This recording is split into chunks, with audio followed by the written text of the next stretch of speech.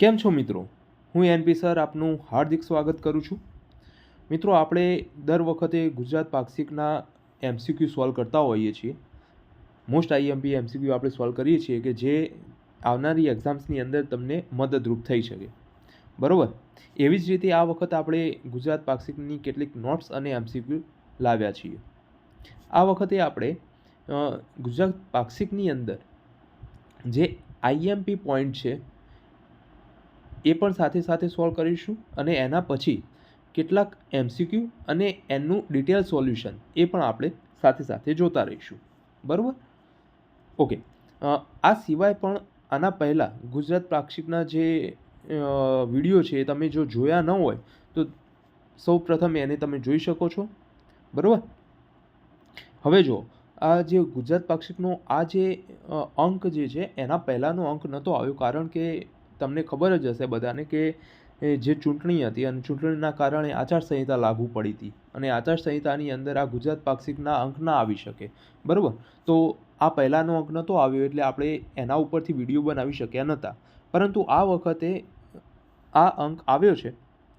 તો તારીખ 1/5/2026ના રોજ તારીખ 1/5/2026ના રોજ જે અંક પ્રસિદ્ધ થયો છે, તો એ અંકની અંદર કેટલાક આઈએમપી પોઈન્ટ્સ છે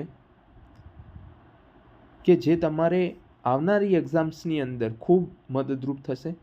અને એના પછી એમસીક્યુ આપણે કાઢ્યા છે અને એ એમસીક્યુ પણ ખૂબ સારા છે. એનું પણ આપણે ડિટેલ સોલ્યુશન કર્યું છે. તો મિત્રો, છેક સુધી જોડાયેલા રહેજો.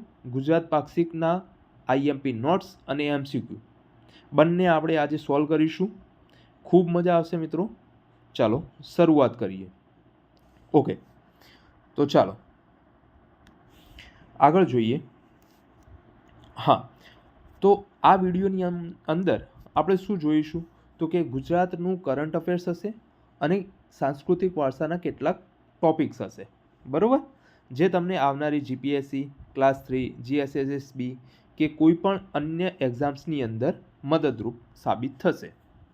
ઓકે, ચાલો ફટાફટ શરૂઆત કરીએ.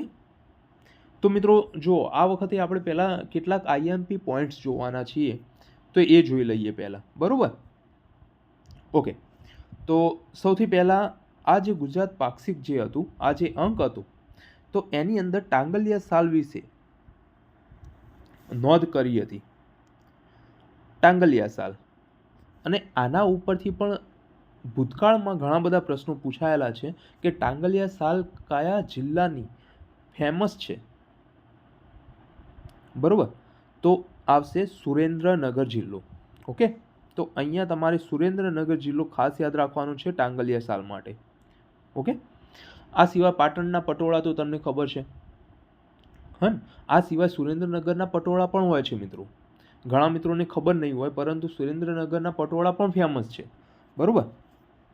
આ સિવાય આ ટાંગલિયા સાલ પણ સુરેન્દ્રનગરની ફેમસ છે અને એના માટે થઈને એને 2008માં જીઆઈ ટેગ આપવામાં આવ્યો હતો. આ પણ ખાસ યાદ રાખવાનું છે કે જે સુરેન્દ્રનગરની ટાંગલિયા સાલ છે એને જીઆઈ ટેગ કયા વર્ષમાં આપવામાં આવ્યો હતો? 2008માં. ઓકે ઓકે, ચાલો. સુરેન્દ્રનગરની અંદર કયા તાલુકાની અંદર આ ફેમસ છે? મતલબ કયા તાલુકાના જે લોકો છે એ આ બનાવે છે? તો કે સાયલા અને મૂળી તાલુકો. બરાબર? સુરેન્દ્રનગરનો સાયલા અને મૂળી તાલુકો. ઓકે, કયો સમુદાય આ સાલ બનાવે છે? એ સમુદાયનું નામ શું છે? તો કે ડાંગસિયા સમુદાય. બરાબર? અહીંયાથી આ શબ્દ તમારે યાદ રાખવાનું છે, ડાંગસિયા સમુદાય. ઓકે, અને આ કેટલા વર્ષ જૂની કળા છે? તો કે 700 વર્ષ જૂની કળા છે મિત્રો. બરાબર? તો અહીંયાથી તમે શું શું યાદ રાખશો? તો કે ટાંગલિયા સાલ. તો ટાંગલિયા સાલ કયા જિલ્લાની છે? તો કે સુરેન્દ્રનગર. જીઆઈ ટેગ ક્યારે મળ્યો હતો? 2008માં. 700 વર્ષ જૂની કળા છે અને કયા સમુદાયના લોકો બનાવે છે? તો કે ડાંગસિયા સમુદાય. ઓકે, આની વિશેષતા શું છે? તો આની વિશેષતા દાણા ટેકનિક છે. દાણા ટેકનિક કોને કહીશું? કાપડ ઉપર તૈયાર થયા પછી સોય દોરાથી નહીં પરંતુ વણાટકામની સાથે જ કાચા ઊનના નાના ટુકડાને આંગળીના ટેળવીએ રાખીને દાણા બનાવવામાં આવે છે અને બંને બાજુ એક સરખી ભાત ઉપસે છે. જુઓ મિત્રો, કંઈક આ રીતની સાલ બનાવવામાં આવે છે. ઓકે, તો દાણા બનાવાય છે અને બંને બાજુ એક સરખી ભાત ઉપજે છે. જો અહીંયા તમે જોઈ શકતા હશો મિત્રો, આ ટાંગલિયા સાલનો એક નમૂનો છે. એની અંદર આ ઝીણા ઝીણા દાણા જેવી પ્રતિકૃતિ આપણને જોવા મળે છે. ઓકે, અને હોલિવૂડના અભિનેતા જે બ્રેડ પીટ છે એમના દ્વારા આ સાલ પહેરવામાં આવી હતી. આ પણ અહીંયા આપેલું છે, મતલબ કે આ જે અંકની અંદર આ પણ આપેલું છે. એટલે કે આ ટાંગલિયા સાલ કેટલી પ્રખ્યાત છે એના કેટલાક ઉદાહરણો અહીંયા આપેલા છે. ઓકે, ચાલો હવે આગળ જોઈશું. આગળનો આપણો બીજો પોઈન્ટ છે મિત્રો કે સમ્રાટ સાંપ્રતિ મ્યુઝિયમ. આ થોડા ચર્ચામાં હતો. કેમ? તો કે આજે આપણા વડાપ્રધાન જે છે નરેન્દ્રભાઈ મોદી, એમના દ્વારા એમનું ઉદ્ઘાટન કરવામાં આવ્યું હતું આ મ્યુઝિયમનું. મ્યુઝિયમનું નામ શું છે? સમ્રાટ સાંપ્રતિ મ્યુઝિયમ. ઓકે, સ્થળ કયું છે? તો કે આપણું ગાંધીનગર જ. કયું? તો કે જૈન આરાધના કેન્દ્ર કોબા. ઓકે, જૈન આરાધના કેન્દ્ર કોબા ગાંધીનગર ખાતે આ મ્યુઝિયમનું લોકાર્પણ કરવામાં આવ્યું હતું. હવે એ દિવસ કયો હતો? તો કે ભગવાન મહાવીરનો જન્મ હતો એ. બરોબર, ભગવાન મહાવીરના જન્મના દિવસે આ મ્યુઝિયમનું લોકાર્પણ કરવામાં આવ્યું. કોના દ્વારા? તો કે શ્રી નરેન્દ્ર મોદી દ્વારા. ક્યાં કરવામાં આવ્યું? તો કે ગાંધીનગર જૈન આરાધના કેન્દ્ર કોબા ખાતે. ઓકે, મ્યુઝિયમનું નામ ખાસ યાદ રાખજો, સમ્રાટ સાંપ્રતિ મ્યુઝિયમ. ઓકે, ચાલો હવે આ મ્યુઝિયમની વિશેષતા શું છે એ જોઈ લઈએ. તો કે અહીંયા 3 લાખથી વધુ હસ્તપ્રતો આવેલી છે. એની અંદર તાડપત્રો અને ભોજપત્રોનો સમાવેશ થાય છે. જો મિત્રો, ઘણા વર્ષો પહેલાં જ્યારે કાગળ નહોતું ત્યારે એ વખતે તાડપત્ર અથવા તો ભોજપત્ર ઉપર લખવામાં આવતું. બરાબર, તાડપત્રો એટલે જે તાડનું વૃક્ષ હોય એની જે છાલ હોય એના ઉપર લખવામાં આવતું. બરાબર, તો તાડપત્રો અને ભોજપત્રો ઉપર લખવામાં આવતું. અને એ વખતનું, એટલા વર્ષો પહેલાંનું એ જે તાડપત્રો ભોજપત્રો જે છે એ અત્યાર સુધી એનું સંગ્રહ કરવામાં આવ્યો છે. અને આ મ્યુઝિયમની અંદર તમને 3 લાખથી વધુ હસ્તપ્રતો એની જોવા મળશે. બરાબર, ઓકે. હવે ત્યાંના એક આચાર્ય જે છે કે શ્રી પદ્મસાગર સુરીજી મહારાજે 60 વર્ષ પદ વિહાર કરીને બચાવેલ અમૂલ્ય વારસો છે. બરાબર, 60 વર્ષ પદ વિહાર કર્યું અને જ્યાં ત્યાં ફર્યા. અને આ જે મતલબ કે જે અમુક જગ્યાએ આ જે મળતા હોય જે પત્રો, ભોજપત્રો, તાડપત્રો, તો એનું એક જગ્યાએ લાવ્યા અને એનું એક મ્યુઝિયમ બનાવી દીધું. બરાબર, તો આ જગ્યાએ તમને આ રીતની હસ્તપ્રતો જોવા મળશે. મહારાજનું નામ હતું પદ્મસાગર સુરીજી.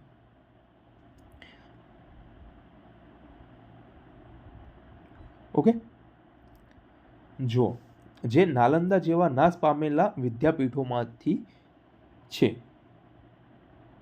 એટલે કે આ જે તાડપત્રો, ભોજપત્રો જે છે જે અહીંયા મ્યુઝિયમની અંદર તમને જોવા મળશે એ નાલંદા જે હતી પશ્ચિમ બંગાળની અંદર, અને એ વખતે નાશ પામેલી હતી. એના ઉપર હુમલો કરવામાં આવ્યો હતો અને એને સળગાવી દેવામાં આવી હતી. તો એ વખતના જે વિદ્યાપીઠોમાંથી જે પત્રો મળ્યા છે, હસ્તપત્રો, એ પણ અહીંયા તમને જોવા મળશે. બરાબર, ઓકે. અહીંયા ત્રિવેણી સંગમ તમને જોવા મળશે. મૂલ્યો, સંસ્કાર અને જ્ઞાનનું પોષણ, આ 3નો સંગમ ત્યાં જોવા મળશે. આ સિવાય 7 ગેલેરીઓ પણ ત્યાં જોવા મળશે અલગ અલગ. ઓકે, તો અહીંયા આ જે આ જે સ્લાઇડ છે એની અંદરથી તમને યાદ શું રાખશો તો કે સમ્રાટ સાંસ્કૃતિક મ્યુઝિયમ કોના દ્વારા લોકાર્પણ કરવામાં આવ્યું તો કે નરેન્દ્ર મોદી દ્વારા. સ્થળ કયું છે? ગાંધીનગર. જૈન આરાધના કેન્દ્ર કોબા. બરાબર. અને અહીંયા શું જોવા મળશે તમને તો 3 લાખથી વધુ તાડપત્રો અને ભોજપત્રો. ઓકે, ચલો આગળ જોઈએ. આગળનો પોઈન્ટ છે વીર મેઘમાયા સ્મારક. હવે જુઓ, ઇતિહાસની અંદર શા માટે આ ફેમસ છે તો કે આ જે માયા ટેકરી જે છે એ ક્યાં આવેલી છે તો સહસ્ત્રલિંગ સરોવર પાસે પાટણમાં. બરાબર. સહસ્ત્રલિંગ તળાવ તમે જોયું હશે પાટણની અંદર, રાણકી વાવની બાજુમાં છે. સહસ્ત્રલિંગ સરોવરની કોને બંધાવ્યું હતું મિત્રો તો કે સિદ્ધરાજ જયસિંહ દ્વારા. બરાબર. સિદ્ધરાજ જયસિંહે સહસ્ત્રલિંગ સરોવર બનાવ્યું હતું પાટણની અંદર. એના બાજુમાં એક માયા ટેકરી કરીને છે અને એ માયા ટેકરીની બાજુમાં આ વીર મેઘમાયા સ્મારક આવેલું છે મિત્રો. કોઈ વખત તમે જો રાણકી વાવ જોવા જાઓ પાટણની અંદર તો સાથે સાથે આ સહસ્ત્રલિંગ સરોવર અને આ જે વીર મેઘમાયા સ્મારક છે એ પણ ખાસ જોવાનું ચૂકતા નહીં. બરાબર. શાના માટે એ ફેમસ છે તો કે અહીંયા બલિદાન આપવામાં આવ્યું હતું. કોનું તો કે સિદ્ધરાજ જયસિંહની સમયમાં અસ્પૃશ્યતા દૂર કરવા માટે અને સમાન અધિકાર માટે પોતાના પ્રાણીઓની આહુતિ આપી હતી. આ જે વીર મેઘમાયા હતા એમને સિદ્ધરાજ જયસિંહના સમયમાં અસ્પૃશ્યતા દૂર કરવા માટે પોતાના પ્રાણીઓની આહુતિ આપી હતી. સોરી મિત્રો, અહીંયાથી મારી ભૂલ થાય છે, પોતાના પ્રાણોની આહુતિ આપી હતી મિત્રો. બરાબર. અને એ જગ્યાએ એક સ્મારક બનાવી દેવામાં આવ્યું અને એનું નામ પડ્યું વીર મેઘમાયા સ્મારક. અસ્પૃશ્યતા દૂર કરવા માટે એમને પોતાના પ્રાણની બલિદાન કરી દીધું હતું. બરાબર. હવે વર્તમાનમાં કેમ એ ચર્ચામાં છે તો કે વર્તમાનની અંદર એ જે વીર મેઘમાયા સ્મારક છે એને ફરીથી આખું રિનોવેશન કરવા માટે અત્યાર સુધીમાં 3.22 કરોડ રૂપિયા મંજૂર થયા છે અને બીજા તબક્કા માટે એક તબક્કો પૂરો થઈ ગયો, બીજા તબક્કા માટે 4.35 કરોડ એના માટે મંજૂર કરવામાં આવ્યા છે. આની અંદર સુવિધાઓ શું છે તો કે સ્મૃતિ મંદિર, ગ્રંથાલય, લાઇટ એન્ડ સાઉન્ડ શો છે. તો આ બધાનો એની અંદર સમાવેશ થાય છે આ જે રિનોવેશન કર્યું એમાં. ઓકે.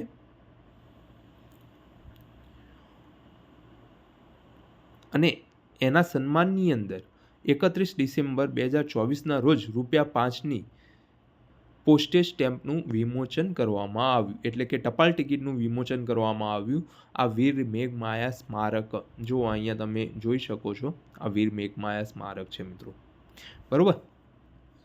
તો આ વીર મેઘમાયા સ્મારકનું જે ટપાલ ટિકિટ ઉપર વિમોચન કરવામાં આવ્યું ₹5ની જે ટપાલ ટિકિટ હતી એના ઉપર. બરાબર. ક્યારે? 31 ડિસેમ્બર 2024ના રોજ. ઓકે, ચલો આ ટોપિક પૂરો કરી નાખ્યો. હવે આગળનો જોઈએ. હા, આગળનો ટોપિક છે આપણા જે નેશનલ સિક્યુરિટી એડવાઇઝર જે છે શ્રી અજીત ડોભાલ સર, એમના ઉપર છે. એમને એક સન્માન મળ્યું છે મિત્રો, માનદ ડોક્ટરેટનું સન્માન. માનદ ડોક્ટરેટનું સન્માન કોના હસ્તે મળ્યું છે તો રાષ્ટ્રપતિ શ્રીમતી દ્રૌપદી મુર્મુના હસ્તે એમને સન્માન આપવામાં આવ્યું છે. ક્યાં આપવામાં આવ્યું છે તો કે રાષ્ટ્રીય રક્ષા યુનિવર્સિટીના પદવી સમારોહમાં. બરાબર. તો રાષ્ટ્રીય રક્ષા યુનિવર્સિટીના પદવીદાન સમારોહની અંદર શ્રી અજીત ડોભાલ સરને રાષ્ટ્રપતિ શ્રીમતી દ્રૌપદી મુર્મુના હસ્તે માનદ ડોક્ટરેટનું સન્માન આપવામાં આવ્યું છે. ઓકે. અહીંયા એક નીચે વાક્ય લખેલું છે કે જે તમારા અંકની અંદર હતું કે સુરક્ષા એક સામૂહિક જવાબદારી છે અને આ ક્ષેત્રમાં સિલ્વર મેડલ હોતો નથી. અહીં કાં તો વિજય હોય છે અથવા તો પરાજય હોય છે. ખૂબ સરસ વાક્ય અહીંયા અંકની અંદર લખેલું છે મિત્રો. ઓકે. તો આ સ્લાઇડની અંદરથી શું યાદ રાખશો? એક તો અજીત ડોભાલ સર, માનદ ડોક્ટરેટની પદવી કોના દ્વારા? શ્રીમતી દ્રૌપદી મુર્મુ દ્વારા. ક્યાં આપવામાં આવી? રાષ્ટ્રીય રક્ષા યુનિવર્સિટીના પદવીદાન સમારોહમાં. ઓકે, ચલો આગળ જોઈએ.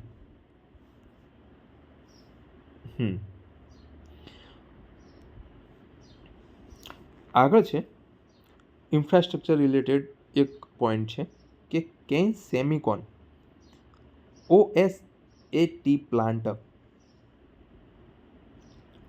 ઓકે, તો આ પ્લાન્ટનું નિર્માણ કરવામાં આવ્યું છે ક્યાં? તો કે સાણંદ GIDCમાં અમદાવાદ ખાતે. અને કેટલા કરોડનું રોકાણ છે ભાઈ? તો કે 3300 કરોડ રૂપિયાનું રોકાણ કરવામાં આવ્યું છે અને આ પ્લાન્ટ બનાવવામાં આવ્યો છે. એનું લક્ષ્ય શું છે? તો કે 2047 સુધીમાં ભારતને ટોચના 3 સેમિકન્ડક્ટર દેશોમાં સ્થાન આપવાનો છે. ઓકે, લક્ષ્ય છે 2047 સુધીમાં ભારતને ટોચના 3 સેમિકન્ડક્ટર દેશોમાં સ્થાન આપવું. અને એના માટે શેનો પ્લાન્ટ? તો કે OSAT પ્લાન્ટ. બરાબર, એ રીતે પણ તમે યાદ રાખી શકો છો. તો એ પ્લાન્ટની શરૂઆત કરવામાં આવી છે સાણંદ GIDC અમદાવાદ ખાતે. આ પણ જે સ્થળ છે એ ખાસ યાદ રાખજો મિત્રો. ઓકે, આ સિવાય કેટલાક નાના પોઈન્ટ્સ છે કે ભાવનગરથી નવી મુંબઈ વચ્ચે સીધી ફ્લાઇટનો પ્રારંભ કરવામાં આવ્યો. એમ પૂછાય કે હમણાં ગુજરાતના કયા જિલ્લામાંથી ડાયરેક્ટ મુંબઈ ખાતે સીધી ફ્લાઇટનો પ્રારંભ કરવામાં આવ્યો છે? તો કે ભાવનગરથી નવી મુંબઈ ખાતે. આ સિવાય ગુજરાતમાં વન વિસ્તાર બહારના વૃક્ષોની સંખ્યામાં 47% વધારો થયો છે. બરાબર, એ આપણા માટે સારી વાત કહેવાય. ઓકે, ગુજરાતમાં જે વન વિસ્તાર જે છે એના બહારનો જે વિસ્તાર છે એની અંદર 47%નો વધારો થયો છે વૃક્ષોની સંખ્યામાં. ઓકે, આ સિવાય ગુજરાત અને તાઇવાન વચ્ચે સંબંધોનું સુદૃઢ કરવા MOU કરવામાં આવ્યા છે. અહીંયાથી ખાલી એટલો પ્રશ્ન પૂછે કે ગુજરાત અને બીજા કયા દેશ વચ્ચે હાલમાં સંબંધો સારા બને એ માટે MOU કરવામાં આવ્યા? તો કે ગુજરાત અને તાઇવાન વચ્ચે. બરાબર, અહીંયાથી તમે એ યાદ રાખી શકો. તો આ સ્લાઇડમાંથી શું યાદ રાખશો? એક તો કે OSAT પ્લાન્ટ ક્યાં બનાવવામાં આવ્યો? સાણંદ અમદાવાદ ખાતે. અને એનું લક્ષ્ય શું છે? 2047 સુધીમાં ભારતને ટોપ 3 સેમિકન્ડક્ટર દેશોમાં સ્થાન આપવું. ઓકે, ચાલો આગળ જોઈએ.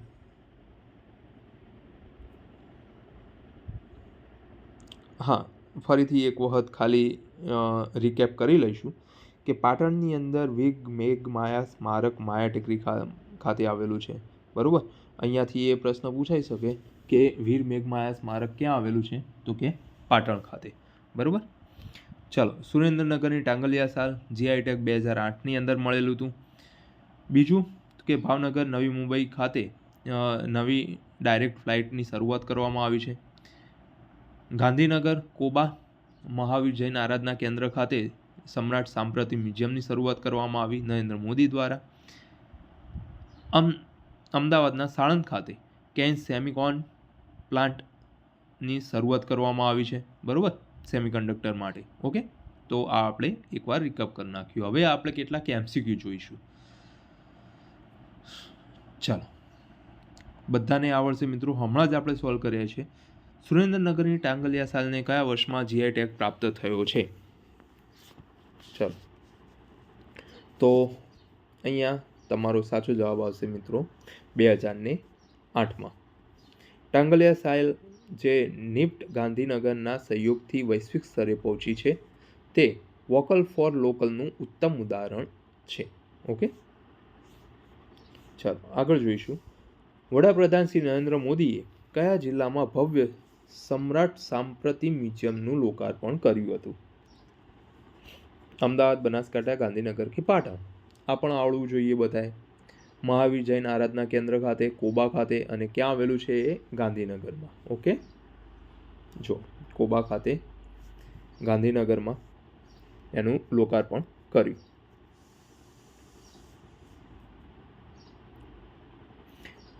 આ દિવસે નરેન્દ્ર મોદીએ આ પ્રસંગે દિલ્હીમાં આયોજિત ઐતિહાસિક કાર્યક્રમને યાદ કર્યો હતો અને વારસાના જતન સહિત 10 સંકલ્પો આપ્યા હતા.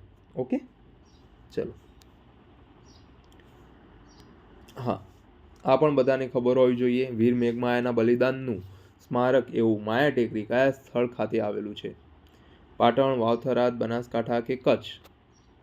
તો અહીંયા તમારો સાચો જવાબ હશે મિત્રો, પાટણ ખાતે આવેલું છે. આ સ્મારક માત્ર ઇતિહાસ નથી પરંતુ સામાજિક સમરસતાનું પ્રતીક છે. વર્ષ 2018માં નરેન્દ્ર મોદીએ સ્મારકના વિકાસને ગતિ આપી હતી. ઓકે, ચાલો. કઈ યુનિવર્સિટીના પદવીદાન સમારોહમાં રાષ્ટ્રપતિ શ્રીમતી દ્રૌપદી મુર્મુએ હાજરી આપી હતી? કઈ યુનિવર્સિટી હતી મિત્રો? કઈ હતી? તો કે રાષ્ટ્રીય રક્ષા યુનિવર્સિટી. અને આ યુનિવર્સિટીમાં અજીત ડોવાલ સરને માનદ ડોક્ટરેટની પદવી આપવામાં આવી હતી. ઓકે, રાષ્ટ્રીય સુરક્ષા સલાહકાર શ્રી અજીત ડોવાલને આ સમારોહમાં સન્માનિત કરવામાં આવ્યા હતા. અહીંયાથી એક બીજો એ પ્રશ્ન પૂછાય કે રાષ્ટ્રીય સુરક્ષા સલાહકાર કોણ છે આપણા ઇન્ડિયાના? તો કે શ્રી અજીત ડોવાલ સર. ઓકે, ચલો. ગુજરાતના કયા જિલ્લાથી નવી મુંબઈ સુધી સીધી ફ્લાઇટનો શુભારંભ થયો છે? આવી રીતે પ્રશ્ન પૂછાય મિત્રો. તો અહીંયા તમારો જવાબ આવશે ભાવનગર ખાતેથી. જો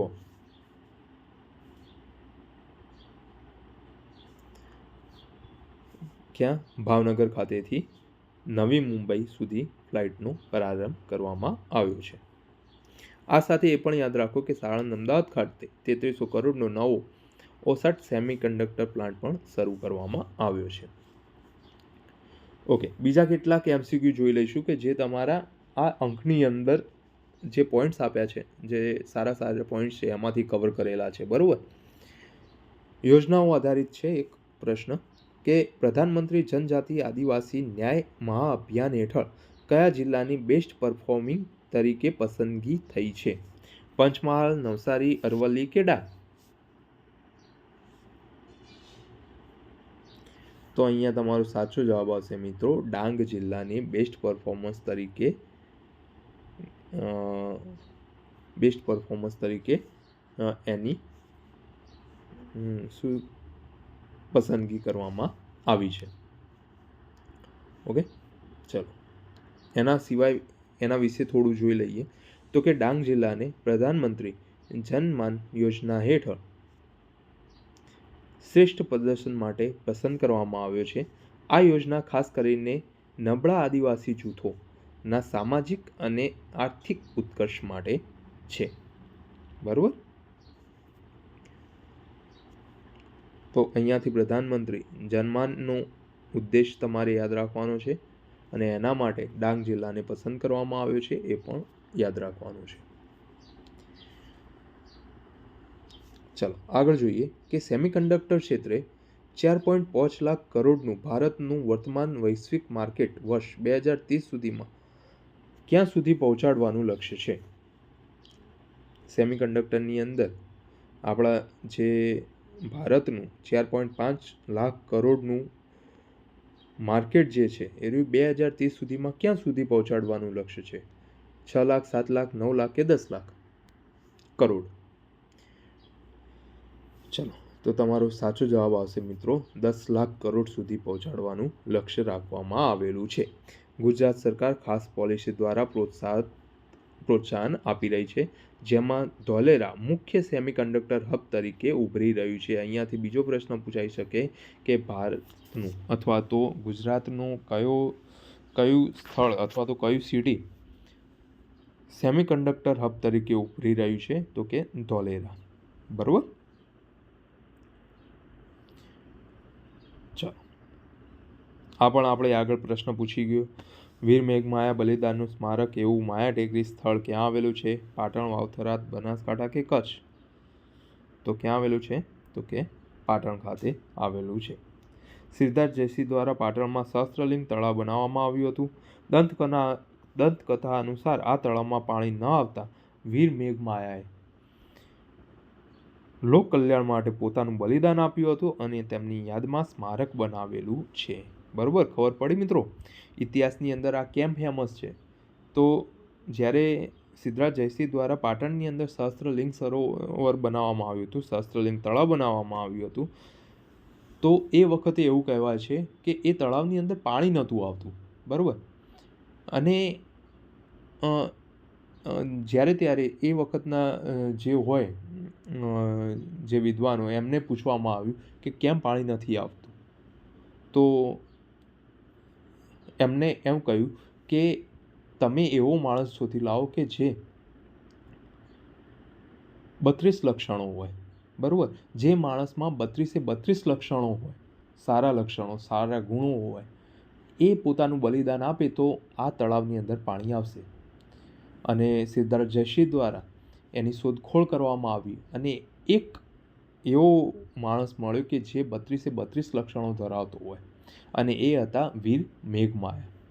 બરાબર, તો આ જે વીર મેઘમાયા હતા એમણે પોતાના પ્રાણની આહુતિ આપી દીધી, પોતાના પ્રાણનું બલિદાન આપી દીધું, અને એના પછી એ સહસ્ત્રલિંગ તળાવની અંદર પાણી આવવાનું શરૂઆત થઈ. બરાબર, તો આ એક સ્ટોરી હતી, ઐતિહાસિક સ્ટોરી હતી કે જે મેઘમાયા સ્થળ જે છે એ શાના માટે ફેમસ છે. એમને બલિદાન આપ્યું અને એના પછી એ જે સહસ્ત્રલિંગ તળાવ છે એના બાજુમાં એમનું એક મંદિર બનાવવામાં આવ્યું અને એને વીર મેઘમાયા સ્મારક તરીકે નામ આપવામાં આવ્યું. ઓકે, તો આ એની એક સ્ટોરી હતી. ચલો, એના પછી શ્રી કૃષ્ણ અને રૂકમણીના લગ્ન પ્રસંગે ઉજવાતો લોકમેળો કયો છે? આ પણ બધાને ખબર હશે મિત્રો. ગોળ ગધેડાનો મેળો, તરણેતરનો મેળો, માધવપુરનો મેળો કે પાલેજનો મેળો?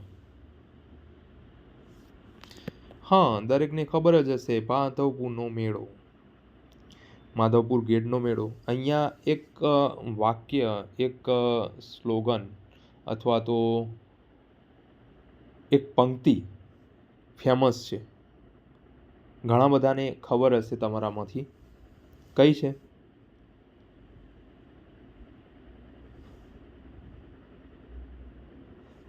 માધવપુરનો મેળો ને જાદવકુંડની જાન,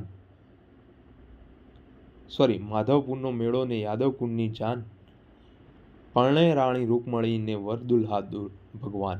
બરોબર, તો આ શ્રી કૃષ્ણ અને રૂકમણીજીના લગ્ન પ્રસંગે ઉજવાતો મેળો છે માધવપુર ગેટનો મેળો. આ વિશે થોડું જોઈ લઈએ તો કે પોરબંદર જિલ્લાની અંદર આ માધવપુર ગેટનો મેળો ભરાય છે. આ મેળો રાષ્ટ્રીય એકતાનું પ્રતીક સમાન માનવામાં આવે છે. કેમ? તો કે અરુણાચલ પ્રદેશના જે લોકો છે એ આપણા ગુજરાતની અંદર છે પોરબંદરમાં આવે છે. એમ કહેવામાં આવતું હતું કે જે રૂકમણીજી હતા એ અરુણાચલ પ્રદેશના આજુબાજુના એક વિસ્તારમાં રહેતા હતા. બરોબર, અને તેઓ ત્યાંના હતા, એટલે ત્યાંના જે લોકો છે એ આપણા ગુજરાતની અંદર પોરબંદર ખાતે આવે છે. આમ છેક પૂર્વથી પશ્ચિમ સુધી જે લોકો છે એ આ રીતે એકબીજા સાથે જોડાયેલા છે એવું ગણવામાં આવે છે, અને એટલે જ એને આપણે એકતાનું પ્રતીક તરીકે મનાવાતો મેળો ગણવામાં આવે છે. ઓકે, રૂકમણીનો સંબંધ પૂર્વોત્તર ભારત અરુણાચલ પ્રદેશની મેશમી જનજાતિ સાથે માનવામાં આવે છે. તેથી આ મેળાને નોર્થ ઈસ્ટ ભારતીય સંસ્કૃતિની ઝલક પણ જોવા મળે છે મિત્રો. બરોબર, ચાલો, આમાંથી બીજો એક પ્રશ્ન પૂછાઈ શકે કે કયા મેળાને રાષ્ટ્રીય એકતાનું પ્રતીક માનવામાં આવે છે? તો કે પોરબંદર જિલ્લાના માધવપુર ગેટનો મેળો. બરોબર, ચાલો આગળ જોઈએ. ફરીથી એકવાર જોઈ લઈએ. જે માયા ટેકરી છે વીર મેઘમાયા સ્મારક જે છે એનું ઐતિહાસિક મહત્વ શું છે? તો કે સહસ્ત્રલિંગ તળાવ સાથે જોડાયેલ બલિદાન છે વીર મેઘમાયાનું, અને એ જિલ્લો કયો છે? તો કે પાટણ. આ સિવાય માધવપુર ગેટનો મેળો ક્યાં ભરાય છે? પોરબંદરમાં, અને એનું મહત્વ શું છે? શ્રી કૃષ્ણ અને રૂકમણી વિવાહ સાથે જોડાયેલો છે. બરોબર, અને એને કયો મેળો કહીશું આપણે? તો કે રાષ્ટ્રીય એકતાનું પ્રતીક સમાન ગણવામાં આવે છે. ચલો એના પછી નવીનીકરણ ઉર્જા સ્ત્રોતોથી વીજળી ઉત્પાદન ક્ષેત્રે ભારતમાં ગુજરાતનો ક્રમ કયો છે? પહેલો, બીજો, ત્રીજો, ચોથો. ચલો જોઈ લઈએ જવાબ. તો ભારતની અંદર ગુજરાતનો ક્રમ છે પહેલો. પવન અને સૌર ઉર્જામાં ગુજરાત અગ્રેસર છે. રિન્યુએબલ એનર્જી, ખાસ કરીને વિન્ડ એનર્જી કેપેસિટીમાં ગુજરાતને ઉત્કૃષ્ટ કામગીરી કરી છે. સૌર અને પવન ઉર્જા બંનેના સંકલિત ઉત્પાદનમાં ગુજરાત રાષ્ટ્રીય સ્તરે અગ્રણી છે, એટલે કે ફર્સ્ટ નંબર પર છે. બરોબર. ચલો એના પછી કૃષિ ઉત્પાદન ક્ષેત્રે એક એમસીક્યુ લીધેલો છે કે નીચેના કૃષિ ઉત્પાદનો અને ગુજરાતના દેશમાં ક્રમ બાબતનું કયું જોડકું યોગ્ય નથી? એક બાજુ કૃષિ ઉત્પાદન છે અને એક બાજુ ગુજરાતનું દેશમાં સ્થાન છે, તો એમાંથી કયું જોડકું યોગ્ય નથી? એરંડા પ્રથમ ક્રમે છે, મગફળી પ્રથમ, કપાસ દ્વિતીય, બાજરી દ્વિતીય. ચલો જવાબ આપી દીધો હોય તો આપણે એનું સોલ્યુશન જોઈ લઈએ. તો અહીંયા વિકલ્પ ડી ખોટો છે મિત્રો. બાજરી એ દ્વિતીય ક્રમે નથી. ગુજરાતનો કૃષિ ઉત્પાદનમાં રાષ્ટ્રીય ક્રમ આપણે ફટાફટ જોઈ લઈએ. એરંડામાં ગુજરાતનો ક્રમ પહેલો છે અને ભારતનું અગ્રણી રાજ્ય, મતલબ કે ભારતનું એરંડામાં સૌપ્રથમ રાજ્ય ગુજરાત છે એરંડાનું ઉત્પાદન કરતું. એવી જ રીતે મગફળીમાં ગુજરાતનો ક્રમ પહેલો છે અને ભારતનું અગ્રણી રાજ્ય ગુજરાત છે. કપાસની અંદર ગુજરાતનો ક્રમ બીજો છે, તો પહેલું કોણ છે? તો કે મહારાષ્ટ્ર છે. મહારાષ્ટ્ર કપાસ ઉત્પાદનમાં ફર્સ્ટ નંબર પર છે, ગુજરાત સેકન્ડ નંબર પર છે. બરોબર. ચલો બાજરીની અંદર ત્રીજો કે ચોથો ક્રમ આવે છે. ઓકે, તો પહેલું કયું છે? તો કે રાજસ્થાન. બાજરીના ઉત્પાદનમાં પહેલા નંબર એ રાજસ્થાન છે. બાજરીના ઉત્પાદનમાં રાજસ્થાન દેશમાં પ્રથમ ક્રમે આવે છે. ગુજરાતનું સ્થાન બીજો કે ત્રીજો કે ચોથું છે. બરોબર. કેટલીક બુકોની અંદર આ બાજરીનું સ્થાન જે છે, બાજરીની અંદર ગુજરાતનું સ્થાન છે બાજરીના ઉત્પાદનમાં એ બીજા ક્રમે લખેલું છે. બરોબર. તો એક્ઝામમાં જો દ્વિતીય લખેલું હોય તો એ પણ સાચું માનવું. ઓકે. ચલો નવીનીકરણ ઉર્જાની અંદર રાષ્ટ્રીય સ્તરે અગ્રણી કોણ છે? ગુજરાત છે. કૃષિની અંદર એરંડા અને મગફળીમાં પ્રથમ, બાજરીમાં રાજસ્થાન અગ્રેસર છે. તો અહીંયા આપણે આજનું આ જે વિડીયો છે એ પૂરો કરીશું. પ્રશ્નો કેવા લાગે એ ખાસ જણાવજો. આવી જ રીતે આપણે નેક્સ્ટ અંક જ્યારે પણ આવે પાક્ષિકના એ આપણે સોલ્વ કરતા રહીશું. ઓકે. ચલો થેન્ક યુ.